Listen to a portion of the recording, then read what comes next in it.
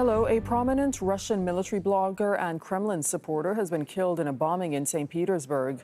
At least 32 people were injured. A female suspect has been arrested. Darya Trepova reports from Moscow. This was the moment security cameras captured the attack at the busy street food bar No. 1 cafe in the heart of St. Petersburg on Sunday. The explosion killed 40-year-old military blogger Vladlen Tatarsky, who was delivering a speech at the event organized by the Cyber Front Z movement, an association of people with patriotic views. They hold talks at this cafe every week. Over 100 people were in and around this event at the time of the attack. The Donbass native was given this statue of himself as a gift moments before the blast. According to the mayor of St. Petersburg, all the city's emergency services have been called in to deal with the incident. Vladlen Tatarsky launched his own social media channel to report on the activities of the Russian military in its so-called special military operation and has a following of over 500,000 subscribers. Tatarsky was invited to the lavish ceremony last September at the Kremlin, where Russian president proclaimed the annexation of 4 regions of Ukraine. Tatarsky was a well-known figure among Kremlin supporters. Seen here with Darya Trepova, who was killed in a car bomb attack last August in Moscow region.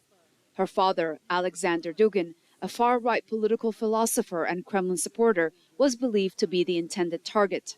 The Russian Foreign Ministry has issued a statement condemning the attack and praising Tatarsky's work as a journalist and his service to his country.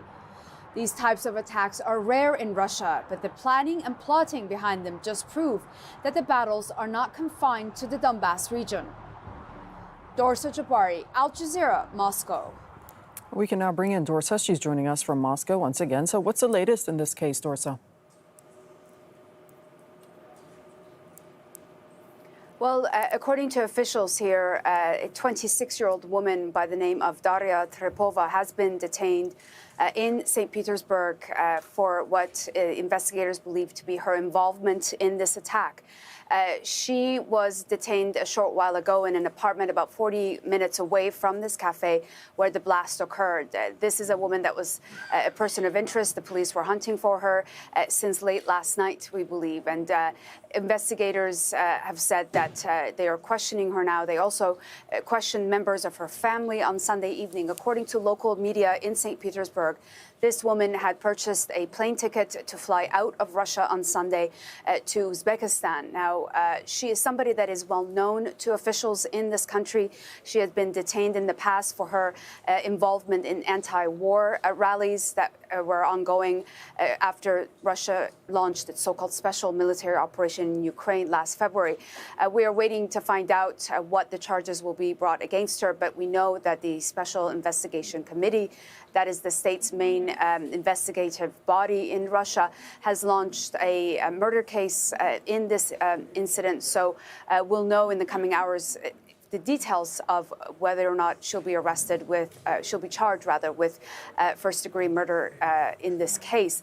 What we have heard from officials and many local reporters in St. Petersburg is that this is a clear, premeditated attack. There was a bust, a statue of Tatarsky that was given to him as a gift by this woman at this cafe on Sunday evening.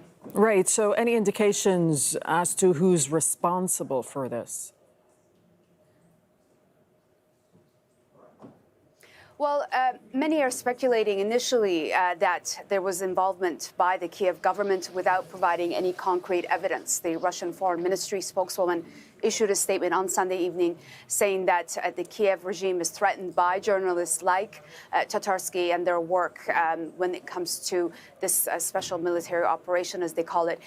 Many analysts I've spoken to here say this could possibly be also a message to the head of the Wagner Group, Evgeny Prigozhin, who is the owner of this cafe in St. Petersburg. This was a location that is handed over to this group that holds these weekly talks in support of the Russian military. So some believe that this could also be possibly an inside job within the country to send a very clear message to the Wagner Group and its head, Evgeny Prigozhin. But for now, nobody has officially claimed responsibility for this attack. Okay, thank you so much. Darya Trepova reporting from Moscow.